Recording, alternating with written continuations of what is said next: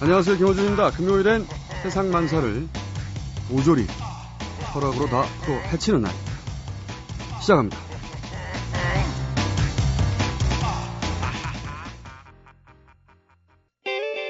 세상 돌아가는 꼴이 도대체 헷갈려. 세상 얘기 전부 다 상담. 오늘은 반바지에 슬리퍼를 신고 지상파 방송국에 마실 나오듯이 슬렁슬렁 걸어 들어오시는 항상 강신주 박사님 안녕하십니까? 예, 안녕하세요. 이 게시판에서 말이죠.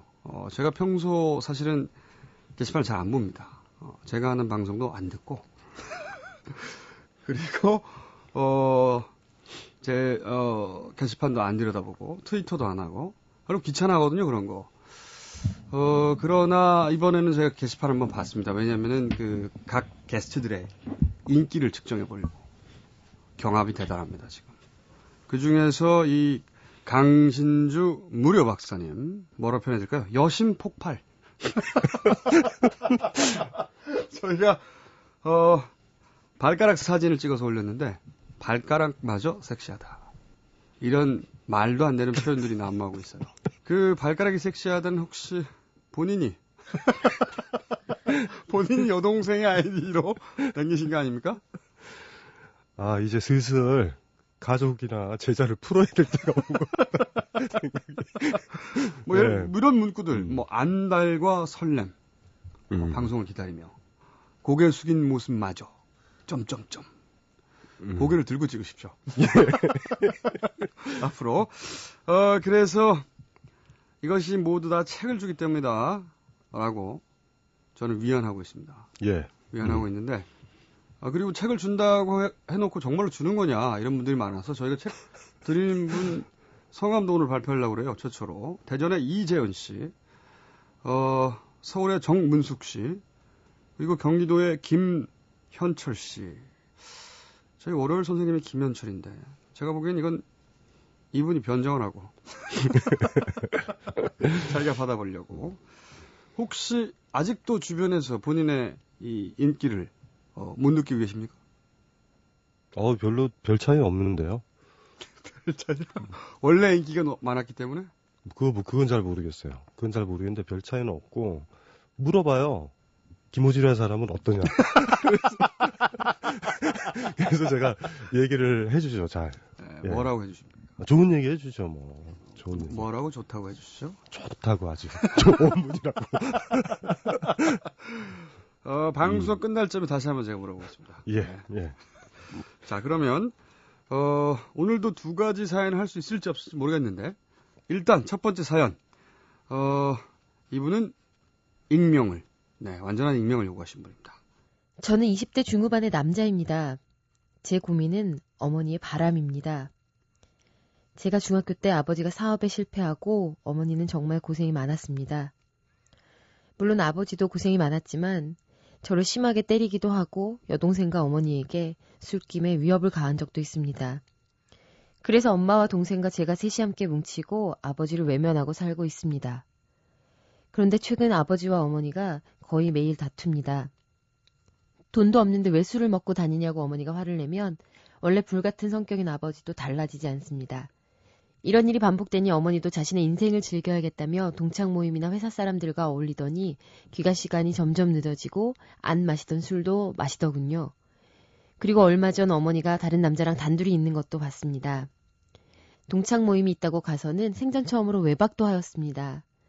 제 생각에는 어머니가 다른 남자와 바람이 난 것 같습니다. 이 상황을 어떻게 받아들이고 저는 어떻게 행동을 해야 될지 난감할 따름입니다. 네, 방금 들으신 목소리는 저희 MBC의 성우나 리포트가 아니고요. 이 방송을 제작하고 있는 김빈나 PD였습니다. 왜냐면 리포터가 지금 시간이 다 됐는데 안 와가지고 다급하게. 목소리 어떠십니까? 계속 해도 될 것 같은데요. 그죠? 네, 좋은 네. 것 같아요. 본인은 굉장히 쑥스러워하고 지금 얼굴을 가리고 그럼요. 있는데. 어차피 뭐 저 제작 여건도 안 좋은데 대장님. 싸게. 아, 저기 PD 1인, 작가 1인, 네, 그렇죠. 진행자 1인, 게스트 1인 이렇게 하고 있거든요. 오붓하게. 자, 그러면 이 심각한 사연입니다. 이 드라마의 단골 주제에 가깝죠. 네. 그런데 이제 요 사연은 조금 다른 것이 자식이 보냈다는 점. 네. 그러니까 아버지가 좀 폭력적이고 또 그리고 알코올릭인데 그동안 계속 고생하셨다, 어머니가. 심정적으로는 자식들이 다 어머님 편이었는데 그런데 이제 나이가 드시고 어느 순간 나도 내 인생을 살아야 되겠다. 라고 하시면서 적극적으로 동창 모임 같은 데도 나가시다가 누군가를 만난 것 같다 이거죠. 요 사연은 본 사연보다 좀 줄인 거예요, 저희가. 예.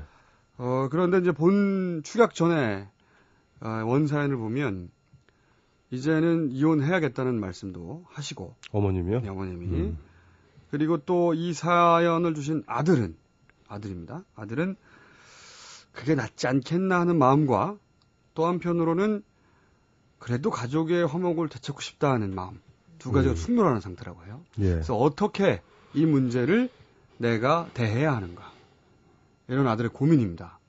갈등하고 있는 거죠. 예. 한 사람의 여자로서 어머님도 행복한 삶을 사실 권리가 있다는 생각과 또 한편으로는 그래도 우리 가족이 행복했으면 좋겠다 하는 생각 충돌하고 있는데 어떻게 보십니까? 일단 자식으로는 굉장히 당혹스럽죠, 이런 건.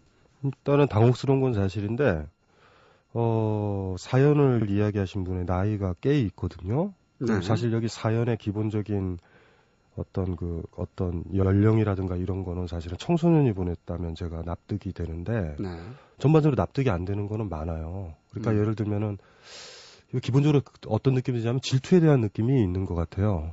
아하. 소위 말하는 그 웨디푸스 콤플렉스라고. 아니, 그 정도의 문제가 아니라, 그러니까 어떤 질투냐면, 일단은 아버지한테 폭력을 많이 당하시면서 이제 어떻게 보면은 젊은 시절을 보냈잖아요. 어머님이. 예.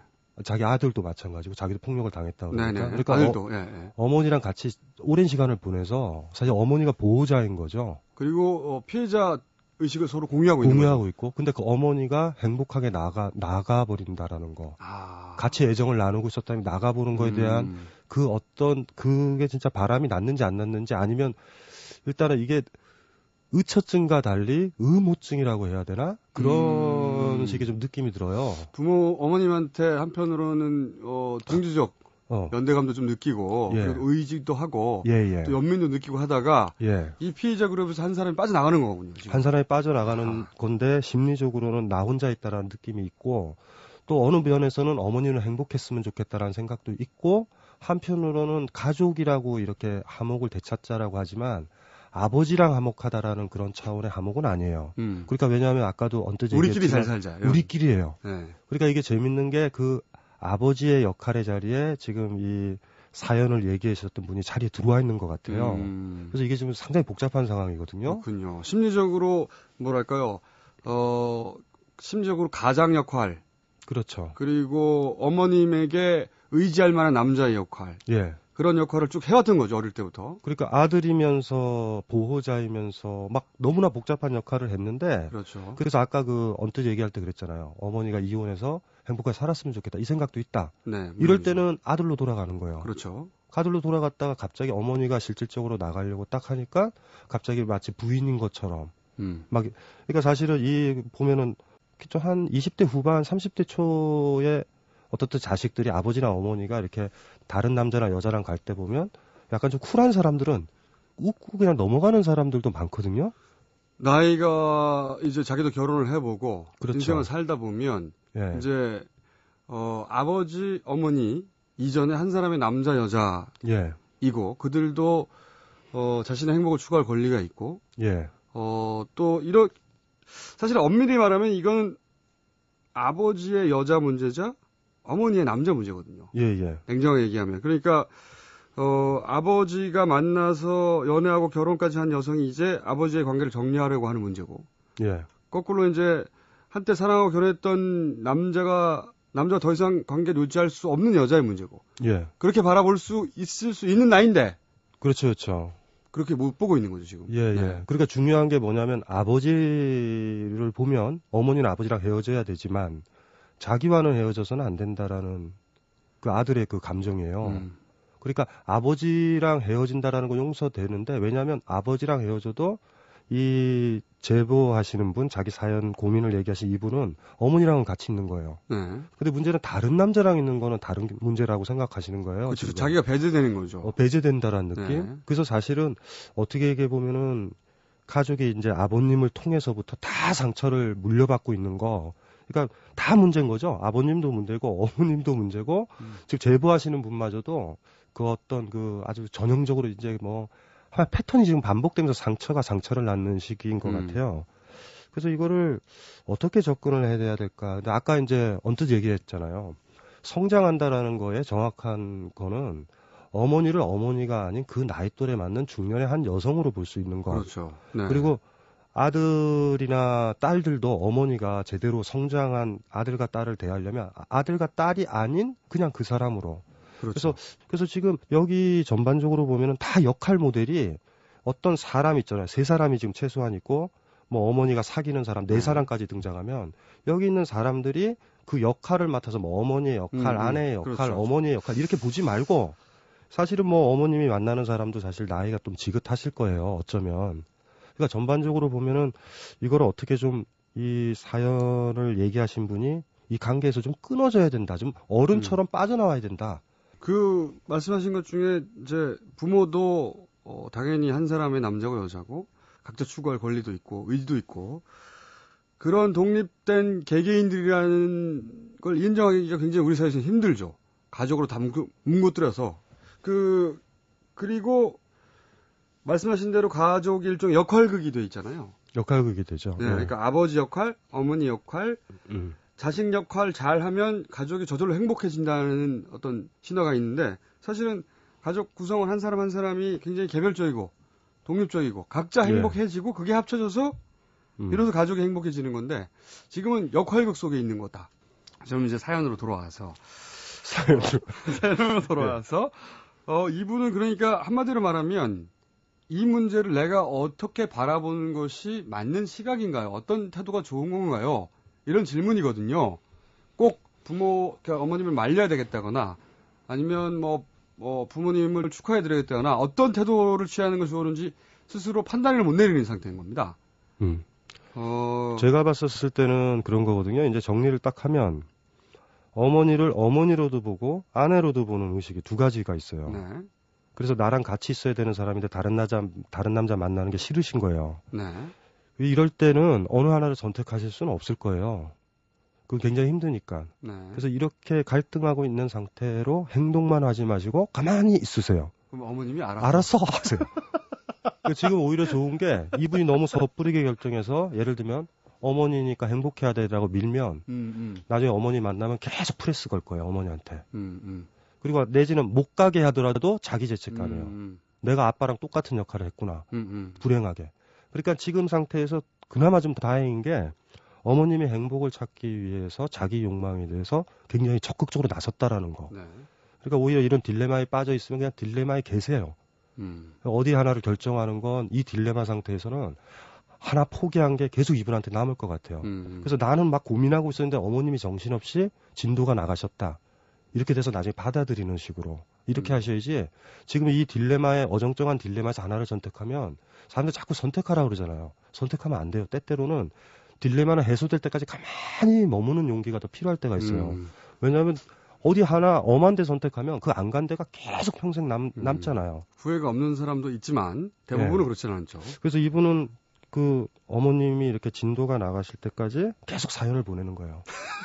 계속 상담하고 그리고 나서 한 몇 개월 후에 만약에 상황이 바뀌면 그때 가서 다시 새로운 사연을 올리는 거죠. 그렇죠. 네. 예. 어머님이 하신다는데요? 아니면 어머님이 그냥 사신다는데요? 우리랑?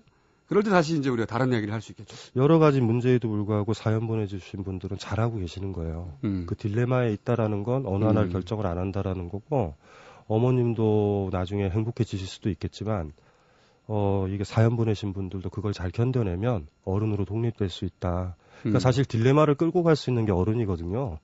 누가 이거 뭐 A냐 B냐 고르는 거는 어린애도 해요. 근데 그거를 어디를 선택해도 찜찜한 걸 이렇게 둘 다 이렇게 끌고 가고 견뎌내보는 거, 이 과정에서 이제 20대 중후반 분이라고 그랬으니까 한 조금만 더 견디면 어머니에 대해서 좀 다른 생각도 들고 좀 정리될 이거 굉장히 거예요. 멋진 이야기네요. 저의 평소 지로는 어떤 선택을 해서 그 선택의 리스크나 비용을 감당하는 게 어른이라고 해왔는데 또 철학 박사님께서 둘 다 선택하지 않고 그 갈등을 스스로 담고 유지하는 힘, 그것도 어른만 할 수 있는 거다. 그게 어른이죠. 그러니까 하나를 선택하는 괜찮았어요? 건, 네. 하나를 선택하는 건 네. 낭만적이고 멋지긴 한데 후회 안 하면서 하나를 선택하는 건 괜찮아요. 후회 그렇죠. 안 하면. 그렇죠. 후회 안 하면 세상에 공짜가 없다는 걸 받아들인 다음에 그렇죠. 그렇게 할 수 있죠. 네. 아니면은 후회가 될 것 같으면 이걸 견디는 것도 낫고 제일 멍청한 게 A와 B 중에서 A를 결정을 해서 B를 머릿속에 계속 가지고 가는 거예요. 사실 그건 선택도 아니에요. 선택도 아니죠, 사실은. 네. 선택되어진 거지. 상황에 의해서, 조건에 의해서. 네. 그러니까 정직한 게 지금 이 상태도 선택이거든요. 딜레마가 있는데 딜레마에 머물겠다라는 것도 선택이고 하나의 관점이네요. 성숙한 선택일 수 있어요. 그래서 아까 약간 농담 삼아 그랬지만 어머님한테 신경 쓰지 말고 이게 스트레스 받치면 이렇게 사연 2% 말고도 5만 대 다 보내고 보는 거죠. 그 방송 나오나 안 나오나 들어도 보고 이러다 보면 어머님은 진도 나가고 상황은 변하고 자기도 좀 변해지고 이럴 거예요. 편한 방법이긴 합니다. 거기 더해서 이런 말씀도 드릴 수 있을 것 같아요. 이것은 어머니, 아버지의 문제를 바라볼 것이 아니고, 처음 얘기 드렸듯이, 기본적으로 어떤 남자와 어떤 여자가, 두 남녀 간의 문제가 발생한 것이고, 사실은, 내 부모니까 이혼하면 안 되라거나, 내 부모니까 이렇게 해야 되라거나 하는 건, 물론 그 관계를 안타까워할 수 있는데, 내 부모니까 이렇게 해야 돼라는 생각은 월권인 거죠. 월권이죠. 배경으로 생각하는 거죠. 내 그러니까요. 어머니, 아버지 이런 거. 그래서 만약에 제가 얘기했다면 저로서는 어머니가 하고 싶은 대로 하셔라라고 말하는 데까지 가야 된다고 생각했는데 그 말을 안 하고 어머니께 그냥 맡기는 것도 하나의 방법이네요. 네. 제일 좋은 방법이죠. 지금은 제일 좋은 방법이에요. 어쨌든 어머니 일에 하라라든가 하지 말라든가 개입하지 마세요. 그거 자체가 문제고 견디셔야 돼요. 어머님이 그냥 새로 애인 만난다는데 어떡하시려고 그래요? 저는 이제 왜 말씀을 드리는 것도 하나 좋은 면이 있겠다고 생각했냐면 어머님도 자식들한테 미안한 마음이 있거든요. 그래서 자식이 할 수 있는 최대치는 어머님한테 자식들 신경 쓰지 말고 어머님이 제일 좋은 걸 선택하시라까지 말해주는 건 어머니 입장에서 마음의 짐을 좀 덜어내는 면이 있다. 그렇지 않을까요? 어머니가 들으면 자식들 신경 쓰지 말고가 걸리세요. 오히려? 그러니까 가만히 내버려 두셔야 돼요. 어머님 알아서 하세요. 우리들은 신경 쓰지 마세요. 이럴 때 어머니가 갑자기 한 여자가 아니라 어머니로 다시 컴백할 수도 있어요. 그러니까 이거는 또 있네요. 이거는 개입 안 하셔야 돼요. 그냥 가만히 내버려 두시면 돼요. 근데 어떤 어머님에 따라 다를 것 같아요. 또 한편으로는. 근데 어쨌든 이 두 가지를 잘 들어보시고 선택하시면 이 이상의 방법은 없어. 없을걸요. 네, 이 이상의 방법은 없는 것 같아요. 예. 어머님이 신경 너무 많이 쓰신다 싶으면 좀 말씀드리고 그냥 혼자서 잘하고 계시면 입 다물고 있으면 된다. 그런 그렇죠. 거죠. 네. 이 이상은 없고요. 딴 데 가도 없어요. 그러니까 안 풀리시면 계속 여기다가 카피 페이스트 해주세요. 저희가 그럼 가끔씩 그분 또 오셨네 이렇게 코멘트하면서 신경 써 드리겠습니다. 그러면 끝나기 전에 오늘 하나밖에 못할 것 같은데 그래서 뭐라고 말하셨나요? 김호준 어떤 사람이야 하길래. 대답에 따라서 게스트가 유지되느냐 안 되느냐 이게 결정됩니다. 일단은 제가 만나본 사람 중에 참 좋은 사람이에요. 그러니까 제가 원하는 사람들은 이 학계에도 있어가고 이랬는데 원숭이처럼 남 흉내내는 사람도 아주 싫어하거든요. 원숭이. 네, 그러니까 자기 색깔을 가지고 있는 사람들. 우리 김호준 씨는 훌륭한 분이에요. 노벨상을 줘야 된다고. 예. 노벨 무슨 상이요? 노벨 맘대로 상이요? 어쨌든 좋은 분이에요. 나중에 저기 뭐 직접 뭐 만나보시면 알겠지만 개성이 많아서 개성 있는 사람, 자기 이야기를 하는 사람들이랑은 대화할 수 있고 흉내내는 사람들이랑 대화하기 힘든데. 네. 강신주 무려 박사님은요 굉장히 섹시하시고요. 남사스러우니까 그만하죠. 예. 서로 표준은 남세스럽다. 남세스럽다. 남세스럽기 때문에 여기서 마치기로 하겠습니다. 감사합니다. 예, 고맙습니다.